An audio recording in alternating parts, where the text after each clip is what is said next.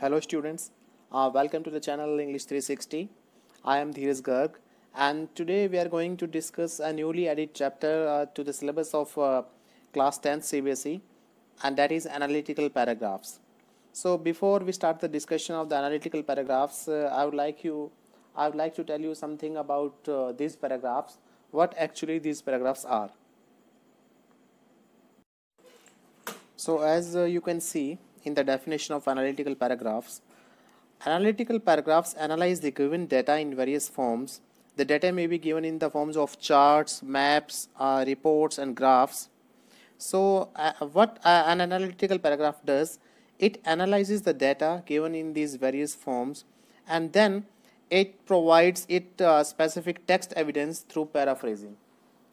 Means कि analytical paragraph क्या होता है स्टूडेंट्स कि इसके अंदर सबसे पहले हमें एक डेटा दिया होता है किसी भी फॉर्म के अंदर, में भी चार्ट्स दिए हो हमें, पाई चार्ट या कोई और चार्ट किसी और फॉर्म में, बार चार्ट हो सकता है, और मैप्स दिए हो सकते हैं या कोई रिपोर्ट्स दी हो सकती है या फिर ग्राफ्स जैसे लाइन ग्राफ है या इस तरीके से कोई भी ग्राफ हमें दिया हो सकता है।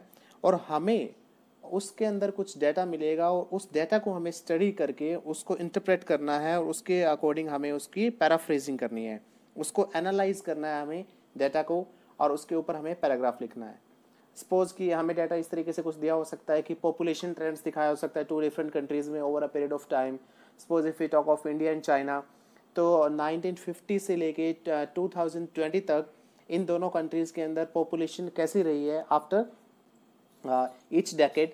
तो ये सब चीज़ें एक लाइन ग्राफ के जरिए दी गई हो सकती है और हमें इनको स्टडी करके, इनको एनालाइज करके इनके ऊपर हमें एक पैराग्राफ लिखना होता है कि इनिशियली द पॉपुलेशन वो such and after first decade और सेकेंड डेकेड और wherever when there is any change significant change takes place, हमें वो बात लिखनी होती है कि जहाँ बहुत ज़्यादा डिसिमिलैरिटी, सिमिलैरिटी या फिर आप ये कह सकते हैं कि बहुत ज़्यादा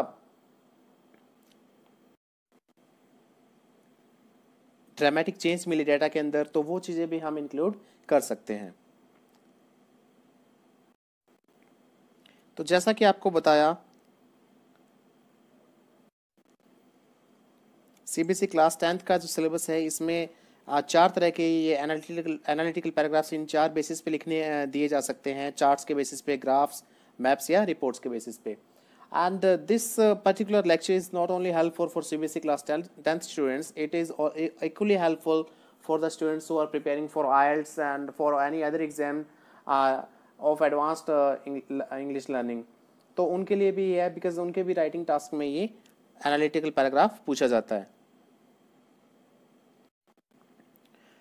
So students, now let us talk about the structure of analytical paragraphs. तो मैं एनालिटिकल पैराग्राफ के स्ट्रक्चर की बात करूंगा। बेसिकली मैं यहाँ पे बात करूंगा एक लाइन ग्राफ या फिर एक बार ग्राफ के बारे में। तो इनकी स्ट्रक्चर किस तरह से रहती है वो हम डिस्कस करेंगे।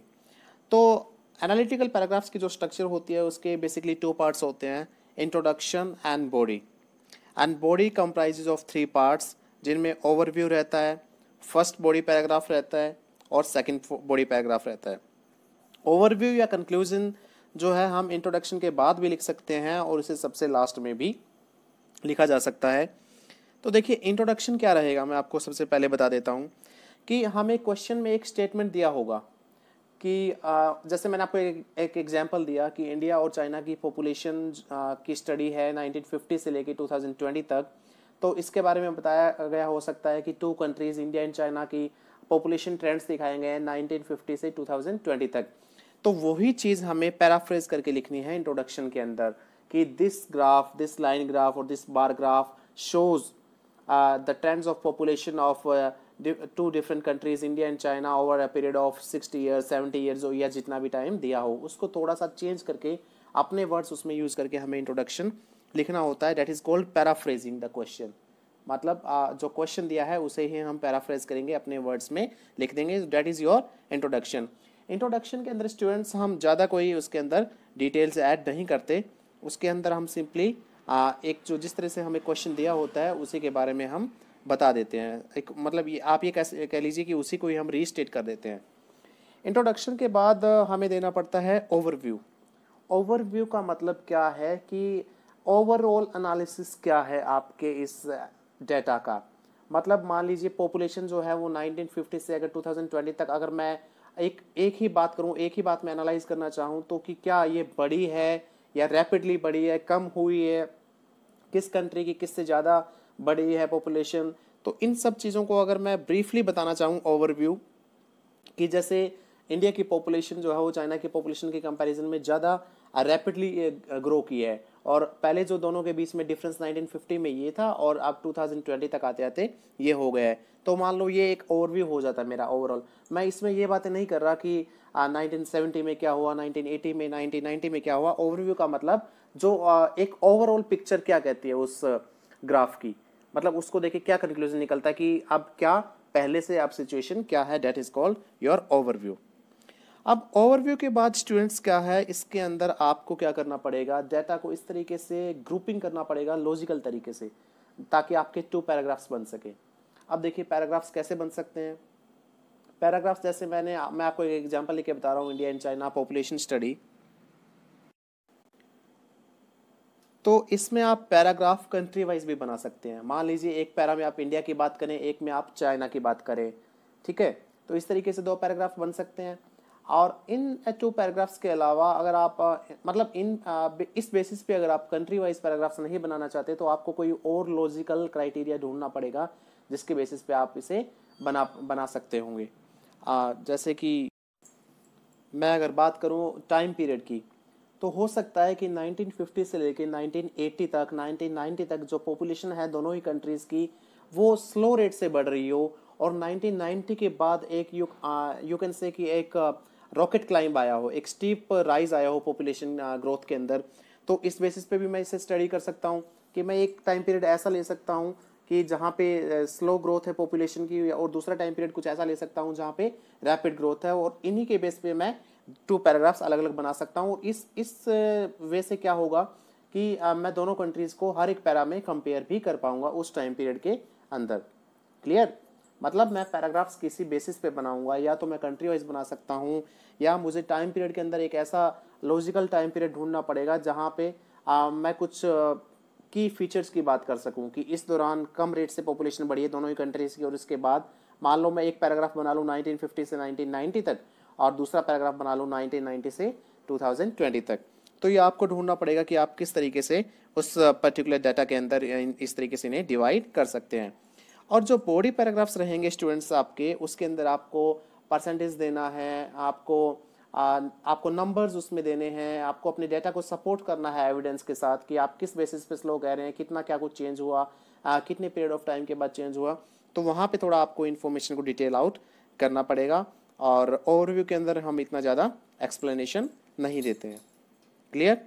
तो बॉडी के अंदर ये 3 पार्ट्स रहते हैं, overview, first body paragraph and second body paragraph. तो इंट्रोडक्शन के जस्ट बाद भी आप ओवरव्यू कर सकते हैं, और सबसे लास्ट में भी इसे लिखा जा सकता है। Students, if I talk of analytical paragraphs, तो हम इसे स्टार्ट करने से पहले, इसके एग्जाम्पल लेने से पहले हम I would like to tell you about some of the vocabulary words to be used in these kind of paragraphs. तो ये रियली इंपॉर्टेंट रहता है आपकी राइटिंग को इम्प्रेसिव बनाने के लिए, एनालिटिकल पैराग्राफ में जान डालने के लिए आपको इस तरह की वोकैब यूज़ करनी पड़ती है।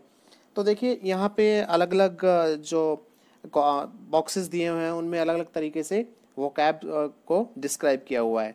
तो in the upper left corner आप देखिए, अगर आपका डाटा राइज कर रहा है, राइज का मतलब मान लीजिए पहले से ग्रो कर रहा है, आप लाइन ग्राफ पे देखेंगे कि लाइन का जो है वो स्टीप राइज है, मतलब लाइन ऊपर की तरफ बढ़ रही है।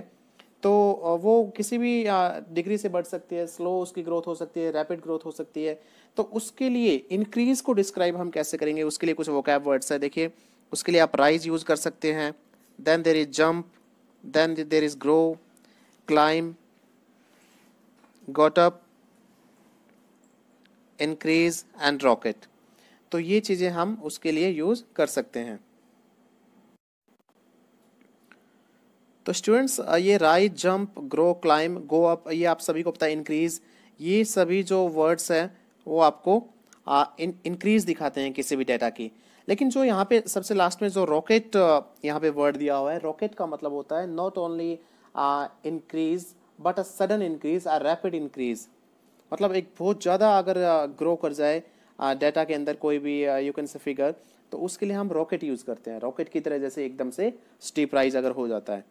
अब देखिए अगर हम अगर कोई भी डाटा अंडर स्टडी अगर डिक्रीज हो रहा है तो उसके लिए हम किस तरह की वोकैब यूज़ करेंगे। देखिए फॉल है, then we have drop, then decline, decrease, go down. तो ये तो जनरल अगर हम बात करें डिक्रीज़ को दिखाने के लिए है। अगर बहुत ज़्यादा डिक्रीज़ हो जाता है एकदम से, मान लीजिए कहते हैं ना शेयर मार्केट के जो प्राइसेस है वो शेयर्स के जो प्राइसेस है वो गिर जाते हैं, एकदम से कोई चीज़ अगर डाउन आ जाए तो उसके लिए हम टू वोकैब वर्ड्स यूज़ करते हैं। Those are called plunge and plummet. तो आपको ये देखना पड़ेगा कि आपका जो डाटा है उसके अंदर स्टीप राइज या स्टीप फॉल हो रहा है या स्टडी राइज या स्टडी फॉल हो रहा है, उसके अकॉर्डिंग आप वोकैब यूज़ करेंगे। और दूसरी बात ये कि आप different different vocab words use करेंगे। You will not use the same vocab words each and every time because it makes your writing look monotonous, boring. So to add new dynamics, to add new dimension to your writing, to make it look more interesting, you have to use new vocabulary words each time. Okay? उसके बाद आपको सिर्फ verb ही use नहीं करनी, आपको adverbs भी use करने हैं ये बताने के लिए कि कितने ज़्यादा राइज हुआ है। अब मान लीजिए इफ़ आई से that the population rose from 2010 to 2020, तो रोज़ कितनी, मतलब मैं कुछ गारंटी तो नहीं दे सकता ना कितनी बड़ी है। तो ये काम कौन बताएगा आपको, एक एडवर्ब का काम है, वो एक वर्ब को क्वालिफाई करता है। अब देखिए यहाँ पे आप ये कुछ लाइंस देख पा रहे होंगे, तो इसका मतलब क्या है, ये एक जो ग्रोथ है, आप ग्रोथ भी कह सकते हैं डिक्लाइन भी कह सकते हैं, दोनों ही केसेस में ये जो है लाइंस यूज़ होती हैं। तो देखिए अगर मैं ये कहूँ कि स्लाइटली रोज़, अगर जो है पॉपुलेशन थोड़ी सी बड़ी है तो मैं कहूँगा कि स्लाइटली रोज़। और ये इस एरो से भी आपको पता चल रहा होगा कि इससे ये कोई ज़्यादा मतलब इंक्रीज़ नहीं है, क्योंकि ये एरो जो है ज़्यादा अप नहीं है। तो स्लाइटली इंक्रीज्ड या स्लाइटली डिक्रीज्ड, अगर थोड़ी सी पॉपुलेशन या कोई भी डाटा अंडर स्टडी कम या ज़्यादा होता है तो हमें उसे स्लाइटली या स्लोली कहते हैं, इंक्रीज और डिक्रीज। अब देखिए उससे थोड़ा ज़्यादा डिग्री से अगर डाटा इंक्रीज या डिक्रीज हो रहा है तो हम उसे कहेंगे स्टडीली या ग्रेजुअली या मॉडरेटली। स्टडीली का मतलब कंटिन्यूसली, कंटिन्यूस डेवलपमेंट जहाँ पे होता है, स्टडी एक ग्रोथ होती है या डिक्लाइन होता है। तो ग्रेजुअली का मतलब धीरे धीरे कह सकते हैं आप, मॉडरेटली का मतलब ना कम ना ज़्यादा। अब देखिए उससे भी ज़्यादा अगर इंक्रीज या डिक्रीज हो रहा है तो उसके लिए जो वर्ड्स यूज किए गए हैं यहाँ पे, considerably, then is significantly and then is substantially. तो इन तीनों का ये मतलब होता है काफ़ी ज़्यादा।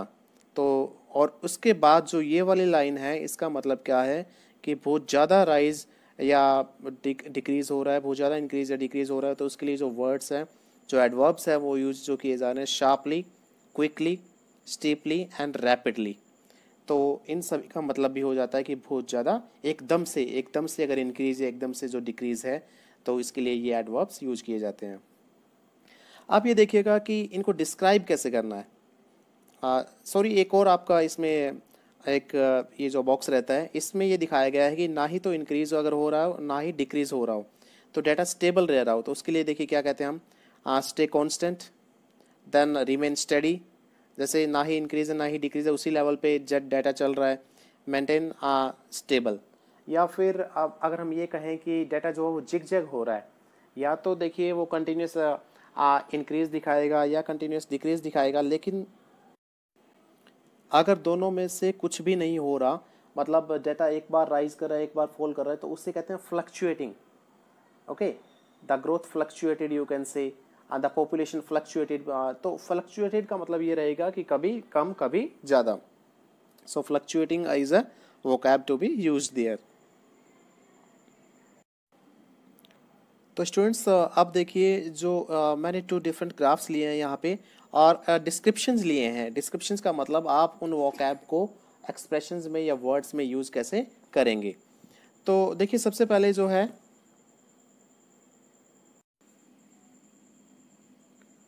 तो स्टूडेंट्स अगर आप इस ग्राफ को देखें जो अपर लेफ्ट कॉर्नर में है, तो इसका एक सिंपल डिस्क्रिप्शन दिया हुआ है और इसी तरीके से इसके नीचे एक ग्राफ है उसका भी कुछ डिस्क्रिप्शंस दिए हुए हैं।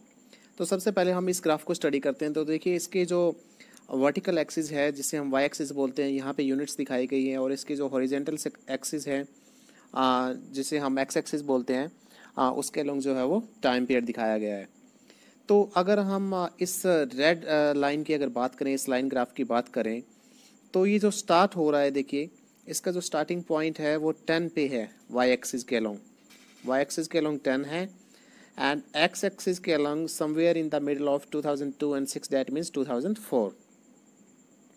तो देखिए इसमें जो है 2004 से लेके ये जो रेड लाइन एंड हो रही है वो है 2008 तक। अगर आप इसे ध्यान से देखते हैं कि 2000 जो इसका एंड पॉइंट है, अगर उसके अलोंग मैं एक परपेंडिकुलर ड्रॉ करूँ वाई एक्सिस के अलोंग, तो ये जहाँ आता है वो पीरियड, टाइम पीरियड है 2006 और 10 के समवेयर इन द मिडल, तो ये 2008 है, और ये स्टार्टिंग जो इसका पॉइंट था वो था 2004। क्लियर। सिमिलरली जो वाई एक्सिस पे अगर मैं यूनिट्स की बात करूं तो 2004 में अगर मैं यूनिट्स इस तरीके से परपेंडिकुलर देखूं तो 10 है, और 2008 में अगर मैं इस तरीके से यूनिट्स देखूं तो 4 है। क्लियर। तो इसका अगर मैं इस लाइन को एनालाइज करता हूं तो मेरा जो डिस्क्रिप्शन होगा उसमें स्टार्टिंग में ये रहेगा कि over a period of 4 years from 2004 to 2008 the units decrease from 10 to 4।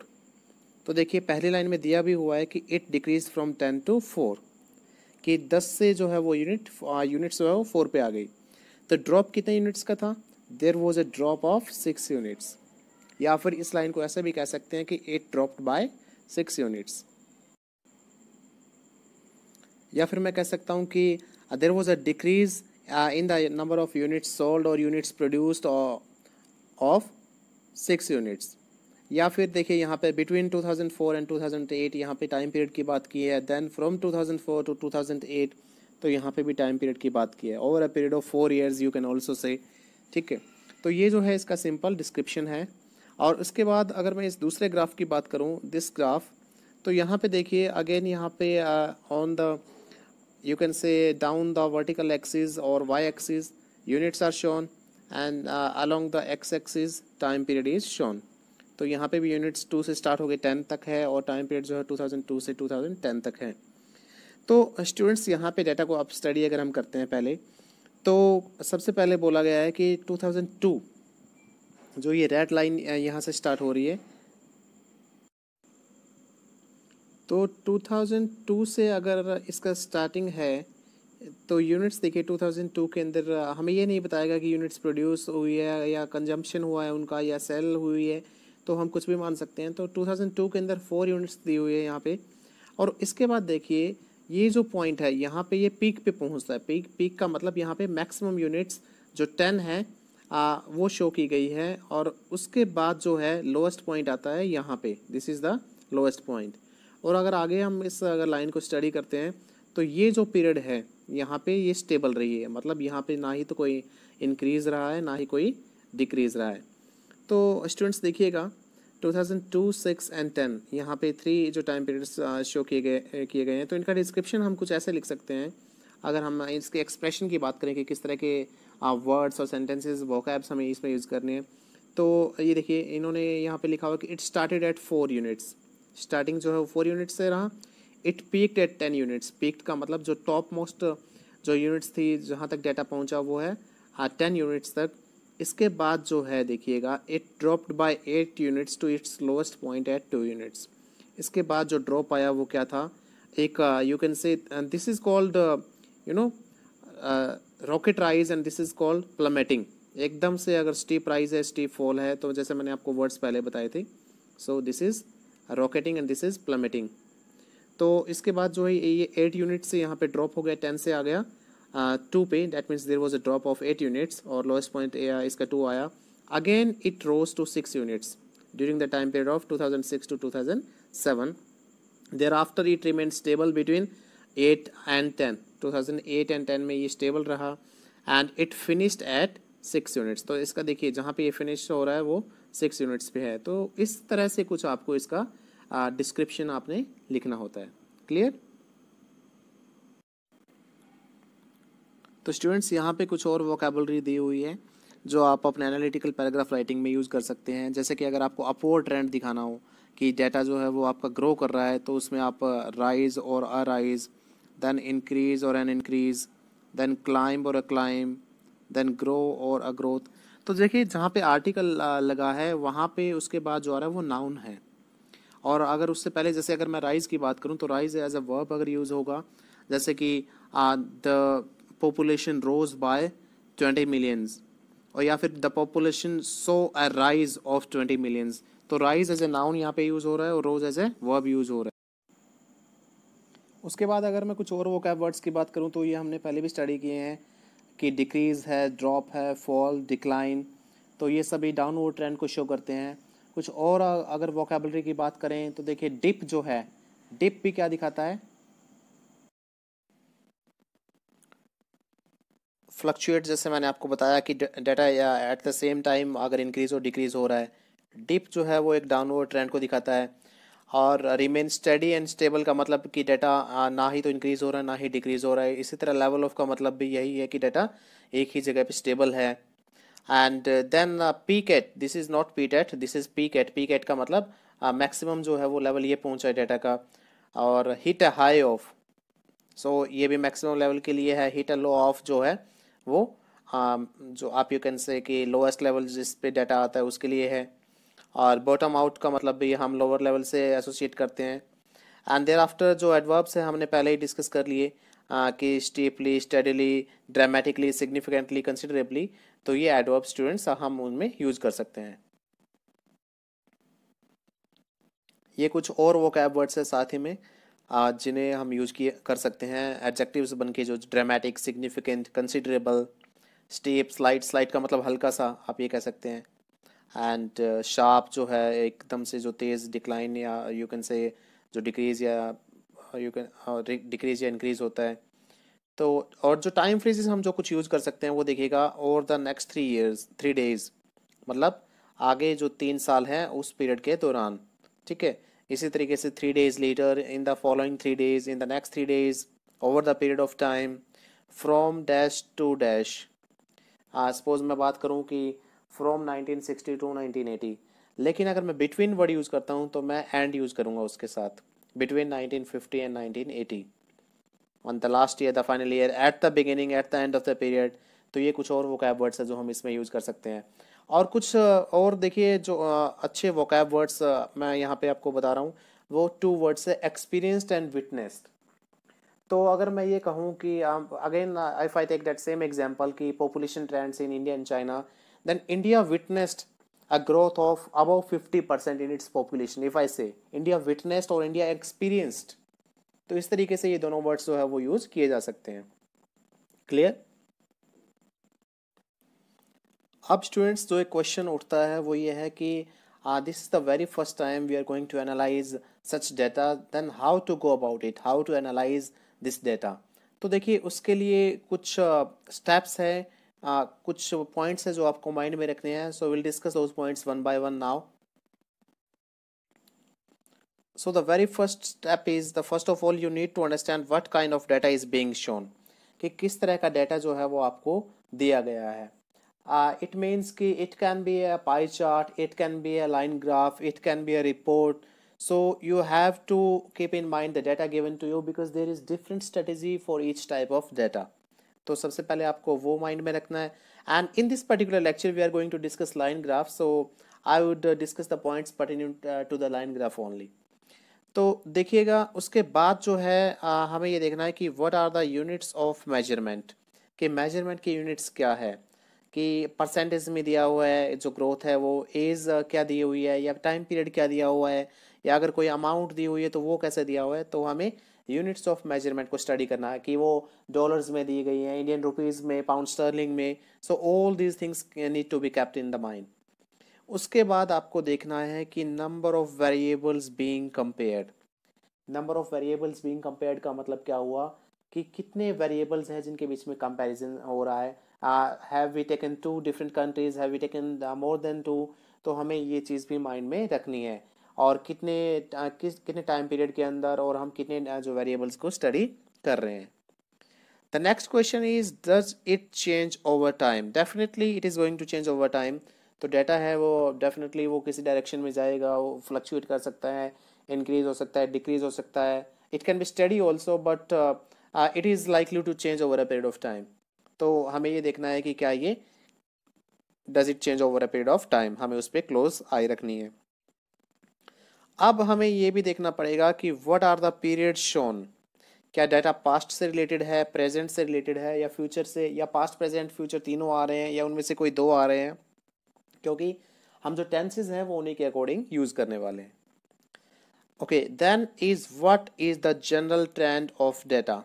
General trend of data का मतलब क्या हुआ स्टूडेंट्स, कि क्या ओवरऑल, अगर मैं बिगिनिंग की और एंड की बात करूं तो क्या जनरल ट्रेंड में स्टार्टिंग में जो डाटा था और जो एंड में डाटा है वो एंड वाला डाटा उससे ज़्यादा बढ़ा है या उससे डिक्रीज हुआ है। तो हमें जनरल ट्रेंड देखना है, क्योंकि ये हमें ओवरव्यू लिखने में काफ़ी हेल्प करता है। ओवरव्यू में हमें जनरल ट्रेंड ही देखना होता है और वो ही लिखना होता है। और उसके बाद ये है कि हमें ये देखना पड़ेगा कि are there any large difference between the variables and data. क्या जो वेरिएबल्स और जो डाटा गिवन है उसके बीच में कहीं कोई लार्ज डिफरेंसेस हैं, कि बहुत ज़्यादा डिफरेंस हो, तो वो हमारा की पॉइंट बनता है और हमें वो हाईलाइट करना ज़रूरी हो जाता है अपने डाटा एनालिसिस के अंदर। And last but not the least, is there any similarity between the data. हमें ये भी देखना पड़ेगा, क्योंकि कई बार ग्रुपिंग करते हैं तो हम सिमिलैरिटी की भी बात कर सकते हैं बॉडी पैराग्राफ्स में, और डिसिमिलैरिटीज़ की भी बात करते हैं उनमें। तो क्या डाटा के बीच में कोई सिमिलैरिटी या डिसिमिलैरिटी है। So we need to keep all this points in the mind. देखिए, मैंने एनालिटिकल पैराग्राफ्स की स्ट्रक्चर की बात की थी, और इसका कंटेंट एक बार फिर से मैं एक क्विक हम उस चीज़ का रिकैप कर लेते हैं, आपको बता देता हूँ before we start solving the example. इससे पहले मैं आपको जल्दी से कंटेंट फिर से बता देता हूँ। देखिए स्टूडेंट्स, कंटेंट में हम स्टार्ट करते हैं इंट्रोडक्शन से, जैसे मैंने आपको बताया, और वो भी क्या रहता है, पैराफ्रेजिंग रहता है। जो क्वेश्चन स्टेटमेंट है उसका मतलब, जो क्वेश्चन स्टेटमेंट दिया हुआ है उसी को ही हमने फिर से लिखना है अपने वर्ड्स में। वो इंट्रोडक्शन हो जाता है एक एनालिटिकल पैराग्राफ की स्ट्रक्चर का जो पार्ट रहता है, सबसे पहले वो पैराग्राफ आता है इंट्रोडक्शन का। उसके बाद हमें देना होता है एक overall view of the trend.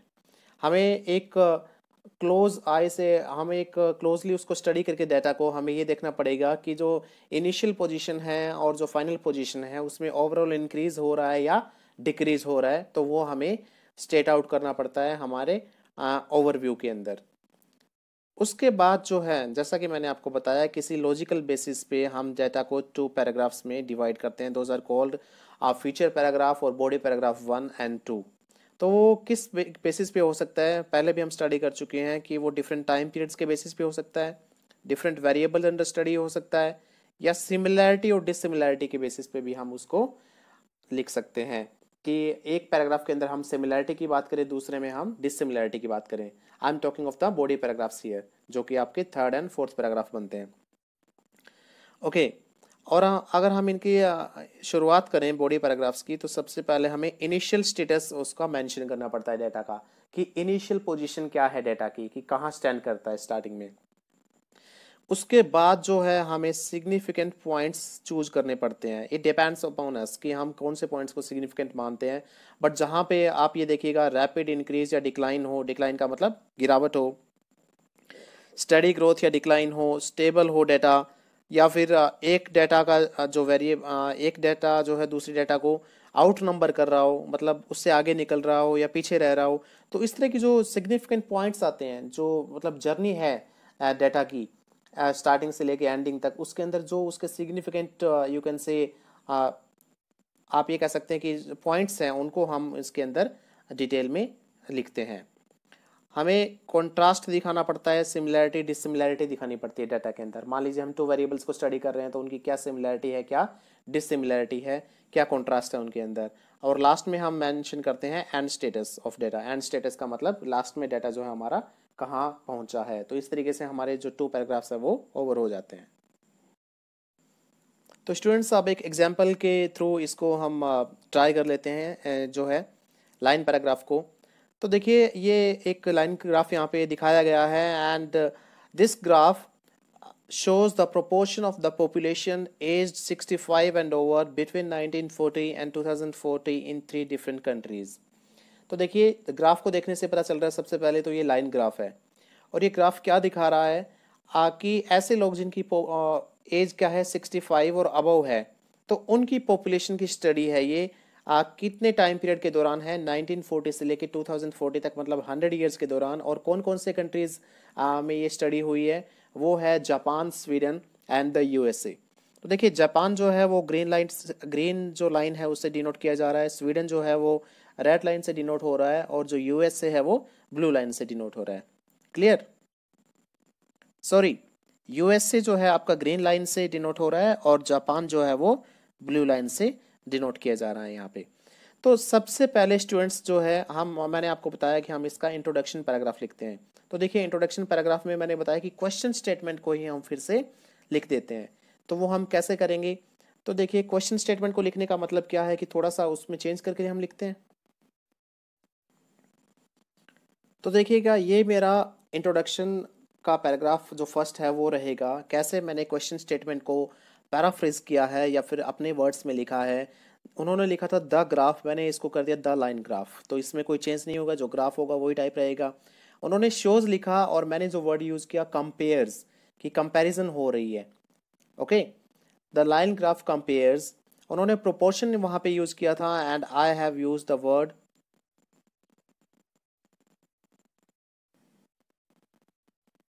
Percentage instead of proportion. तो यहाँ भी मैंने अपना वर्ड यूज किया है।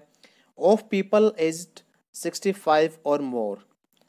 तो देखिए जो जिन लोगों की एज 65 और मोर है वो हमने सेम वहाँ से लिखा है, एंड ओवर की बजाय हमने 65 और मोर कर दिया यहाँ पे। और यहाँ पे स्टूडेंट्स इन्होंने लिखा था इन 3 डिफरेंट कंट्रीज क्वेश्चन स्टेटमेंट के अंदर। अब यहाँ मैं मेरे इंट्रोडक्टरी पैराग्राफ के अंदर तो डिफाइन करूंगा कौन कौन से कंट्रीज की बात हो रही है। तो मैंने 3 डिफरेंट कंट्रीज की जगह लिख दिया in Japan, Sweden and the USA. और उन्होंने क्या दिया हुआ था कि between 1940 and 2040, but I have written over a period of 100 years, मतलब ये 100 ईयर्स का जो पीरियड है इस दौरान। तो मैंने कंट्रीज के नेम मेंशन कर दिए और over a period of 100 years कर दिया। मतलब I have stated the same thing but in my own words, and this is called paraphrasing. तो मैंने फर्स्ट जो पैराग्राफ है इंट्रोडक्शन का वो क्वेश्चन से ही बना लिया है। Clear? Now before writing second paragraph let us analyse this data, this line graph. तो देखिए अगर हम बात करें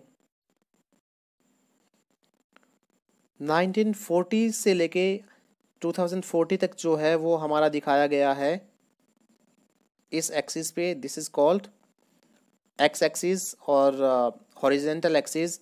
और जो पॉपुलेशन है लोगों की वो दिखाई गई है वर्टिकल एक्सिस, या हम कह सकते हैं कि वाई एक्सिस पे। ओके, तो सबसे पहले अगर हम बात करें तो देखिए 1940 से जो है इसके जो डेटा अंडर स्टडी है इसकी शुरुआत हो रही है।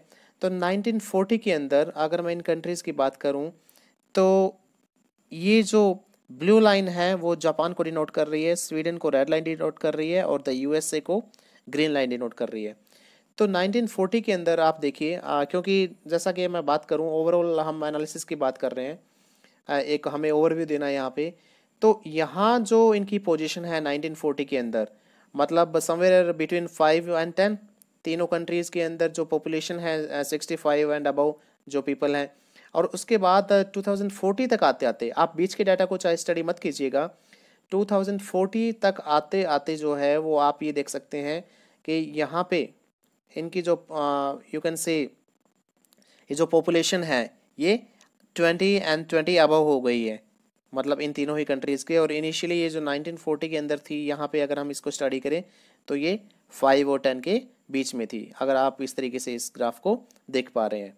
तो ओवर व्यू में मैं क्या लिखूँगा कि जो स्टार्टिंग में पोजीशन थी पॉपुलेशन की in 1940, it started at whatever if I want to write, तो उससे स्टार्ट होकर 2040 तक आते आते ये यहाँ तक आ गई है। और अगर आप देखें तो देखिए जो जापान की पॉपुलेशन है उसमें एक स्टीप राइज देखने को मिल रहा है, ये जो ब्लू लाइन एकदम से ऊपर स्टीप राइज हो रहा है, और इन दोनों कंट्रीज से ही ये ऊपर निकल गई है। हो सकता है इसमें ये राइज आगे चलता रहे, इस ट्रेंड से ये पता चल रहा है। तो इसके बारे में भी हम कुछ मेंशन कर सकते हैं। तो देखिए हम अपना जो सेकंड जो ओवरव्यू का पैरा है वो किस तरीके से बनाएंगे। तो देखिए मैं इसका ओवरव्यू कैसे लिख रहा हूँ कि it is clear that the proportion of elderly people increases in each country between 1940 and 2040। तो देखिए मैंने एक जनरल सी बात की कि ये साफ जाहिर है कि इन तीनों कंट्रीज़ के अंदर जो पॉपुलेशन है, एल्डरली पॉपुलेशन है, वो बढ़ रही है। मतलब यहाँ से और यहाँ पे अगर मैं देखता हूँ तो मुझे एक ओवरऑल एनालिसिस पता चल रहा है कि ये पहले समवेयर अराउंड 5 और 10 के बिटवीन थी और अब जो है अबाउट 20 हो गई है। तो अब जापान का केस थोड़ा डिफरेंट है। देखिए जापान में एक ड्रामेटिक राइज देखने को मिला है हमें, एकदम से steep rise. Japan is expected to see the most dramatic changes in its elderly population. तो देखिए जापान के केस जो है वो अलग से मेंशन किया गया है, क्योंकि बाकी जो टू लाइंस है वो लगभग सेम ही यू कैन से ग्रोथ पे चल रही है। कुछ उनमें हल्का चेंज है, कोई ज़्यादा नहीं है। बट जापान का जो है, जापान ने स्टार्टिंग में एक डाउनवर्ड ट्रेंड दिखाया और उसके बाद एक स्टीप राइज दिखाया। तो जापान का अलग से यहाँ पे मेंशन किया गया है ओवरव्यू पैराग्राफ के अंदर। Clear? Now I will talk of first body paragraph. तो देखिए बॉडी पैराग्राफ के अंदर जैसा कि मैंने आपको बताया, हमें थोड़ा डिटेल में लिखना होता है, हमें परसेंटेज वगैरह या डाटा को इंक्लूड करना पड़ता है, टाइम पीरियड को भी बताना पड़ता है। तो इसे हम लॉजिकली कैसे ऑर्गेनाइज कर सकते हैं, मतलब किस बेसिस पे पैराग्राफ्स डिवाइड कर सकते हैं। तो यहाँ पे 3 variables under study, Japan, Sweden, USA. अगर हम बात करें तो इन तीनों का भी अलग अलग या इन दोनों में से जो सिमिलर ट्रेंड है उनको एक पैराग्राफ में डाल के और किसी एक और कंट्री का, तीसरे कंट्री का हम डिफरेंट पैराग्राफ में एक्सप्लेन कर सकते हैं। बट यहाँ पे मैं जो है वो सिमिलैरिटी और डिसिमिलैरिटी के बेसिस पे चलूँगा। वैसे मैं इसे टाइम बेसिस पे भी कैटेगराइज कर सकता था। मान लीजिए मैं 1940 से 1980 या 2000 तक एक पैराग्राफ बना लेता तीनों कंट्रीज़ का, और 2000 ऑनवर्ड्स 2040 तक दूसरा पैराग्राफ बना लेता। But this time I will go with the similarity and the dissimilarity part. तो स्टूडेंट्स जैसा कि आप देख पा रहे हैं कि if we closely study this line graph then will get to know that from this period onwards, from this period onwards the graph of the line of each country is showing an upward trend.